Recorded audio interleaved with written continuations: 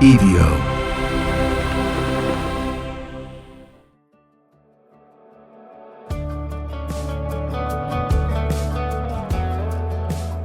Well, hello, everybody, and welcome to another episode of Finding Me. I am Josh Wolf. Welcome, friends. Thank you so much for being here. I'm so grateful for all of you and for this opportunity to do this show. Like I said, Finding Me is the first thing I've ever done explicitly for me. It's like a daily journal podcast that's going to help hold me accountable to be the person that I want to be, and to put out the things that I want in the world. And this week already, just doing these episodes has already taught me so much. And I do want to say something real quick. You know, I think there's a big bummer in today's day and age. There's a large faction of our society that finds empathy to be weakness. And as a person who is incredibly empathetic, I find that to be, first of all, big bummer. And I'm jumping into this real quick because the news out of Minnesota of that woman being shot by the ICE agents. And it doesn't matter to me where you fall on this politically, but the lack of empathy and some of the things that I've seen people saying is just, it's gross. We're not going to survive like this, guys. Just so you know, we're not going to survive like this. And we're being pushed by people who don't give a fuck about us to hate each other. You know? And to think that, look, I think there's 15% extreme on both sides, maybe 10%. You're never going to reach. But the majority of us are center one way or the other. And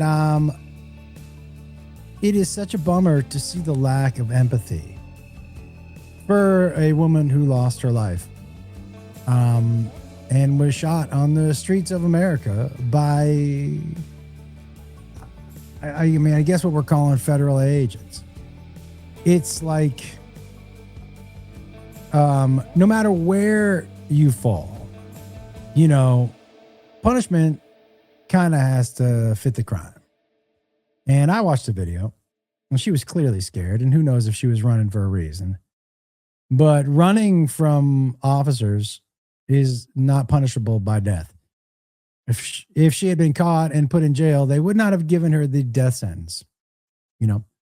And so it's really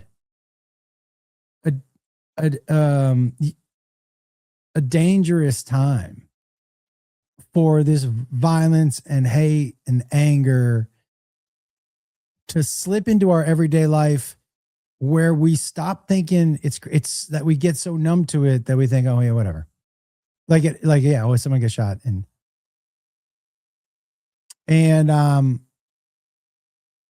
you know, it really affected me more than I thought it would. I don't know if it did, but there's got to be a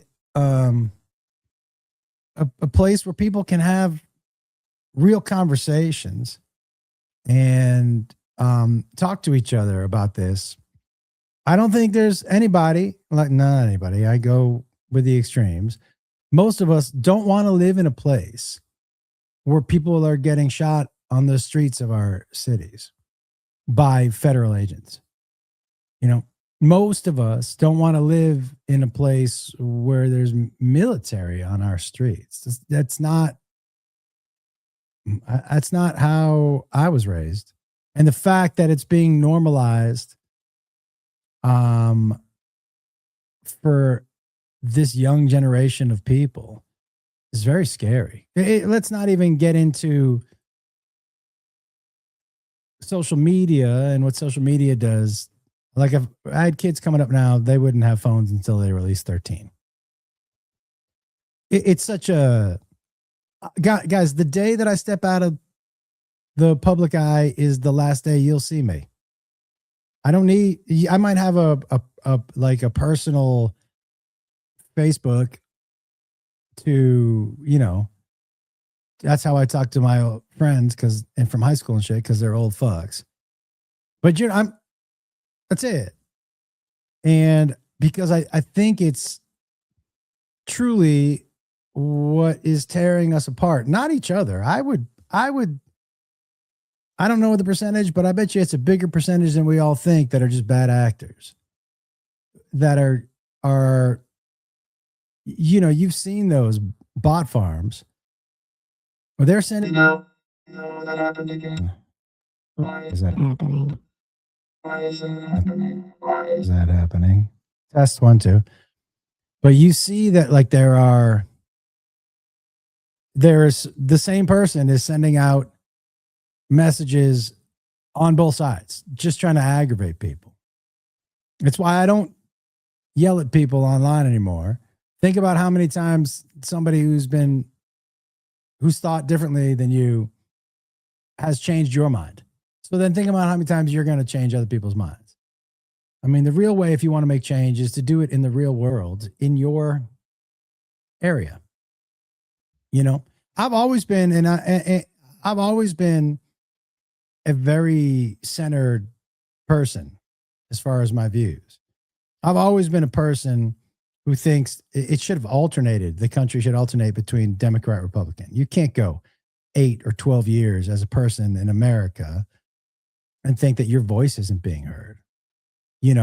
That breeds contempt and hate and anger. And a lot of that you see right now is people who feel like they've never been heard. And so I just want to put this out there.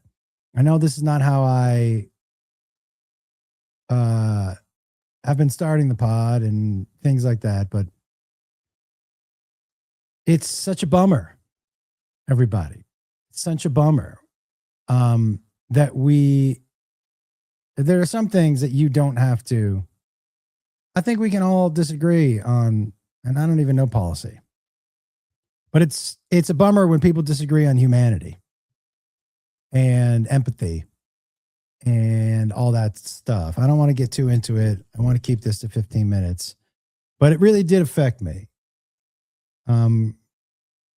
Whoever that woman is, and I don't know, she left the house, to do what? To drop off her kids, to go to work, to run some errands. And it's really disheartening. It's disheartening to see, that we are being set up by the powers that be to be at war with each other. Look, the best thing about America, man, I've always thought, is that nobody thinks the same. Everybody has different views. That's the best part, man. I can only speak as a creative person. That the best part, man, I love collaborating. Because when I write something, it's from my point of view. But the best things that I think I've ever written have had people from wildly different backgrounds and wildly different comedic point of views to chime in. They make the full circle. You know what I mean? I can't do the full circle by myself. And to be in a time and place where that is not acceptable is a real bummer. But let me get past that. This is not the podcast for that, but it affected me so profoundly. I had to say something. This is my journal. If I had been writing in my journal today, that would have been the first thing that I would have written, probably, about what a bummer it is. Bummer is it's not a strong enough word, but it really is like sad to see where we are as a country right now. There's so much anger and the anger is being stoked. You know, one of the things that I've stayed away from is being inflammatory just to be inflammatory.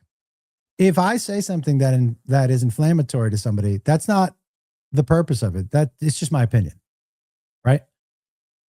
But there are so many people who say the inflammatory thing on purpose, who are divisive on purpose. I won't. I think it's, and it's so selfish because they're doing it for their own gain. You see these people in politics who will just flip flop with whatever is going to help them personally, say whatever they want to help their brand, to make sure that they, I don't trust anybody who wants to get into politics because it's not what it used to be. Those aren't civil servants. They're all making money off of stocks. They're all, I shouldn't say all, 95% are in it for themselves. And that's not what politicians used to serve us, the people, right? And that unfortunately is not what's happening right now. And what really bums me out is this is definitely the tip of the iceberg for the violence. Just follow the dots. It's the tip of the iceberg. Anyways, I will say that yesterday, I'm very grateful, by the way, to be here. Grateful. And my little puppy dog's a little sick. I'm going to have to bring him into the vet. He's mustering up the energy he can, but man, it's such a weird thing. It's such a weird contract you get into with your pets, knowing that you're gonna, because most of us see them as our extended family. The fur babies, people call themselves a dog dad, dog mom. And it'd be weird to go it's weird to go into a contract with a family member, basically, knowing that you're gonna watch them die. And I think about that with all the dogs that I've had, and how just crushing it is. And to have my little buddy be sick is like such a disheartening thing, man. It's such a, you want to help and you wish they could. Actually, I never wish my dog could talk, by the way. When people are like, I wish my dog could talk, not me. I'm going to tell you what one of my favorite things about my dog is that he doesn't talk. I love that. Unconditional love, no talking. Fuck yeah. That is, honestly, it's in my top 3 favorite things about dogs is that they actually can't talk. He would never shut the fuck up. It would just be like, I'm hungry. I want to go outside. Pet me. I'm hungry. I want to go outside. Pet me. I got a shit. I'm hungry. Pet me. Pet me. Pet me. I'm not sure. Fucking damn it. Cunt ball. Hello? Hello? Hello. Hello. This fucking thing. Hey, Roadcaster. Get your shit together. God damn it. Anyways. But yesterday I went to the doctor. And I got 2 things off my plate. One, I my cholesterol's been high. My cholesterol's high because I eat a lot of eggs and red meat. But I went and got a CAT scan just to make sure. My doctor was like, look, the cholesterol itself isn't worrisome. Let's see if you have any blockage. I will get back to you on that. I'm supposed to get the results back in 3 or 4 days. And the big one yesterday, and I'm happy to share this now, but I didn't before, I've been getting some shakes in my hands. And my grandmother on one side and grandfather on the other died of Parkinson's. And so it started like 2 years ago. And I have just been put it in the back burner. But there was a time of maybe 3 weeks ago on the road where I had to put the guitar down because my right hand couldn't strum. And I went to the doctor, and we did the Parkinson's test, and I am free and clear. It has been weighing heavy. I'm hoping that clears up some mental space for me to have some fun, but it's such a relief, man. But I again woke up this morning and did the things that I know that start my day off right. I woke up, I took those peptides. I get my peptides from Peptide Sciences, everybody. Just in case you're curious, if I'm they're third party tested. There's so many. So the supplements, I love how, look, I'm huge into wellness. And if you got questions, and Beth does more research than me, but I love how the wellness people are all like, Big Pharma just wants your money. Yo, motherfuckers, what do you think you want? What are your supplement lines? There was one guy who was talking about, clean food and toxins and all this shit. And I looked at the ingredients on his supplements, on his protein bar, and I was like, oh, and how can you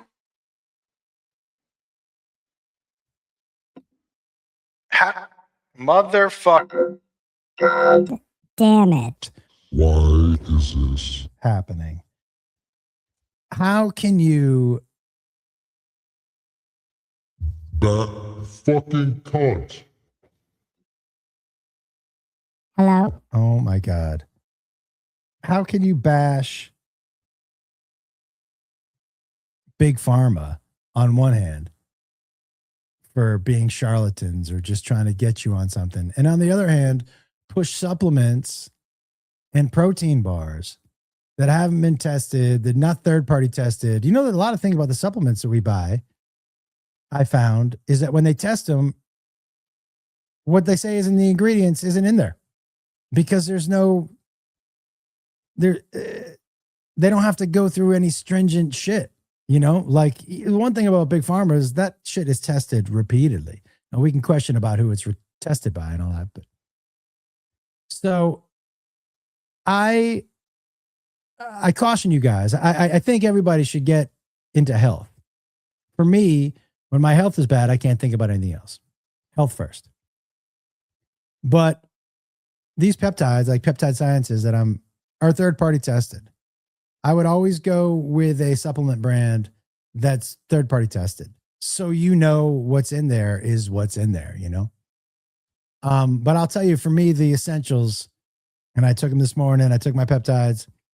I'm not taking multivitamins anymore. I've read too much about them, where they're not as beneficial as we all thought they were.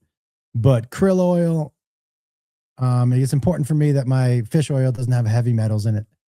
So krill oil, vitamin D, magnesium, like turmeric and curcumin, all those things are very important to me and make me feel good. This is the thing. I do take like an NAD supplement that I don't know about. It's supposed to help your energy. I got pretty good energy. But you should try them. Whatever you want to try, you should try. That's what I would say. How does it make you feel? I think the vitamin D and the fish oil is creatine too. I take that. All of that has been, there's not too many arguments that we need all those. Magnesium. But there's so many things that people, Dave Asprey takes 150 pills a day to live to 120. Pass. Not interested. Don't want to be that healthy, apparently.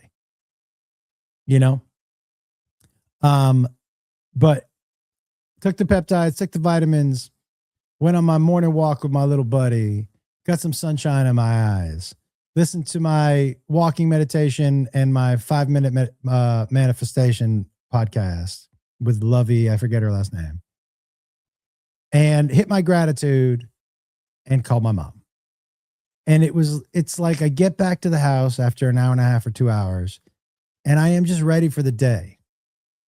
Because I've done an hour and a half or 2 hours for me.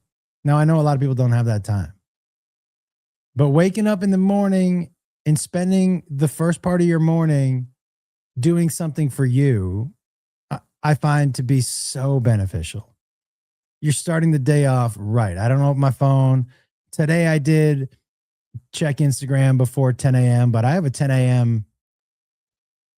time where I won't check generally any social media. And then from 12 to 3, my social media is off. I would have to do some shit that I don't know how to do on my phone just to get a little peace of mind. And I want to leave you with this because I got to go because we're already hitting it. And I want to talk about this on the next podcast. But I was listening to the Diary of a CEO podcast. And he had a relationship person on who was talking about, having conversations with his wife, and not being emotional enough. No, the host was saying this. Not being able to show enough emotion. And the expert, I forget what his or her name was, said, a lot of times she doesn't want you to show emotion. She just wants connection. Holy fuck. I think that's going to change my marriage. That idea, because I'm not an overly emotional dude, but the difference between emotion and connection is two different things. Connection is like presence, being there, listening, not always trying to fix. Connection, understanding. So I'm gonna put that into action. And I've also started in conversations with people asking a lot more questions about them, about what they said, not keeping what I wanted to say in my head. If the conversation moves to something else, I don't need to go back to it. When I was on Chelsea Lately, I think that just changed again, no? When I was on Chelsea Lately, the best roundtables were the ones where we just flowed. But you could tell, people, we'd start joking about something else and somebody just wanted to get a joke out. And it was like they brought the conversation back 5 minutes. And so these two things are new things that I'm going to work on. The connection with Beth in situations where, I thought I needed to show emotion, and conversations, being interested in the person who's sitting in front of me, asking questions about them, asking questions about what they just said, being very present. These are two things that I'm going to work on. Guys, I got to go. I didn't get into as much stuff as I wanted to today because I was a little bit, I'm a little overwhelmed by the news and the state of the nation. But I hope you guys have a great weekend. And wait, what's today? I don't know what today is. Oh, today? No, I'll talk to you tomorrow. I'm going to Zach Brown this weekend at the Sphere too. I can't wait to tell you about that. All right, everybody, I got to run. Thank you so much for being here and finding me. I'm going to get the email tomorrow. It's on my list. And that's it. We'll talk to you next time.